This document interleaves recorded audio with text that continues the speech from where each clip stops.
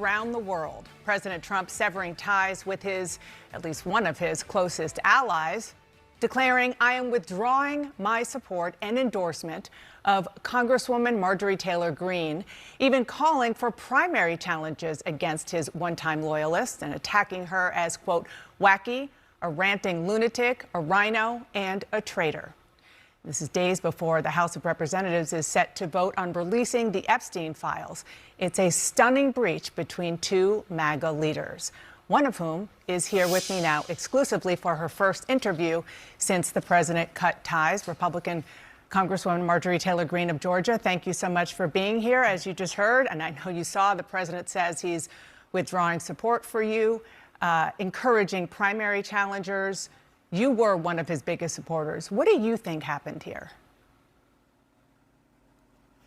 Well, Dana, thank you for having me on, and that is true. I stood with President Trump when virtually no one else did.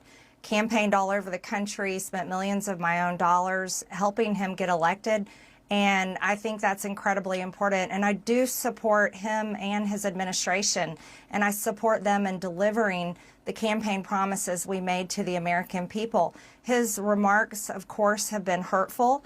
However, I have something in my heart that I think is incredibly important for our country, and that is to end the toxic fighting in politics. And this has been going on for years, and it has divided our country, split up friends and families, neighbors, and it's not solving our problems. The most hurtful thing he said, which is absolutely untrue, is he called me a traitor, and that is so extremely wrong. And those are the types of words used that can radicalize people against me and put my life in danger. What do you think happened? What do you think is the reason for this? Unfortunately, it has all come down to the Epstein files, and that is shocking. And, you know, I stand with these women. I stand with rape victims. I stand with children who are in terrible sex abuse situations. And I stand with survivors of trafficking and those that are trapped in sex trafficking. And I will not apologize for that. I believe the country deserves transparency in these files. And I don't believe that rich, powerful people should be protected if they have done anything wrong. And so I'm standing with the women, and I will continue to do my small part to get the files released. You said on X yesterday, quote, "It's astonishing really how hard he's fighting to stop the Epstein files from coming out, and that it really makes you wonder what is in those files." Are you suggesting there's something in the Epstein files that President Trump does not want Americans to see? Well, I think that's the part that has so many people confused, is that the women themselves that I have talked to have over and over again said that Donald Trump did nothing wrong. Quite a few of them even told me they voted for him. And those are the women I would like to see in the Oval Office with support. I would like to see all of the women there with support. I have no idea what's in the files. I can't even guess, but that is the questions everyone is asking, is why fight this so hard? Well, before this blow-up, you sort of alluded to this just now. You said you were confident the president wouldn't be implicated. Are you still confident of that? I'm listening to the women. Those are the ones that are saying that he did nothing wrong. Virginia Giuffre even said under oath that Donald Trump did nothing wrong, and she wrote it in her book. So I'm continuing to listen to the women, and I think their voices should be the loudest. The president said the reason that you have been critical of him is not necessarily Epstein, but because he pushed you not to run for the Senate or for governor in Georgia. How and when did he do that? Well, that is absolutely not true. Actually, I never had a conversation at all with the president about running for Senate or running for Georgia. And those were decisions I came to on my own, that I don't want to have anything to do with the Senate. I think the past 2 months of the government shutdown should have shown America exactly why I would never want to be there. I think it's a very broken institution that serves the uniparty and doesn't serve the American people and how they vote.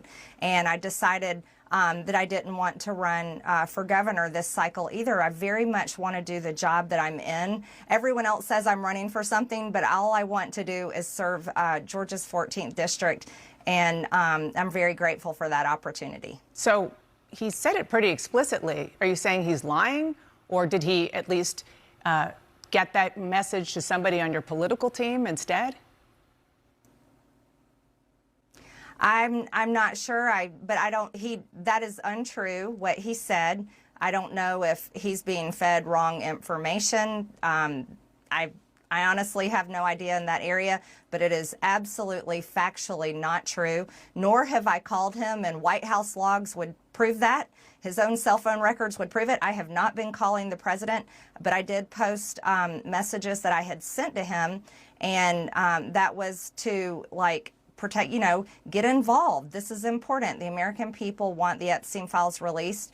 And, I've stood with the president. I have disagreed with him at times, Dana, and I'm allowed to do that. I think that's the most important thing we can do as Americans. And I'm urging my party. I've been putting massive pressure on my party and our speaker to pass the agenda that the American people vote for. That's the agenda that I fought for. Those are the campaign promises I made. And I can disagree with the president at times, particularly this past Monday on the Marines' 250th anniversary, when he honored the new Syrian president, who is an al-Qaeda terrorist and was wanted by our government for years with a $10 million bounty up until March of this year. I very much am against that. I think that was very hurtful to the great men and women who served over in the Middle East and were sent there, and many of them that were killed and injured and live with PTSD to this day from fighting al-Qaeda. So there's things I disagree with, and I'm allowed to do so. Well, you mentioned the Syrian leader at the White House. You've also been critical of President Trump over foreign entanglements, H-1B visas. Now he's moving military assets towards Venezuela. I do want to play something that he said this week. Don't forget, MAGA was my idea. MAGA was nobody else's idea. I know what MAGA wants better than anybody else, and MAGA wants to see our country thrive. Do you agree? Do you think he represents the MAGA movement as he once did? Well, what the American people voted for with MAGA was to put the American people first and stop sending foreign aid and stop being involved in foreign wars. They very much deserve to be put first. Cost of living is far too high. Health insurance is completely out of control. And those are two issues I've been very vocal on for months and months now, long before Republicans were shocked when those big losses came on this past Tuesday's election. So I think that the American people deserve to be put first. That's what Make America Great Again meant to me. And I think that President Trump can do that if he refocuses his effort. And I think that's what I want to see. I think that's what the country wants to see. Even if he's attacking me, I do want him to be successful for the American people. So sounds like you're saying that he is not representing the MAGA movement that he started right now.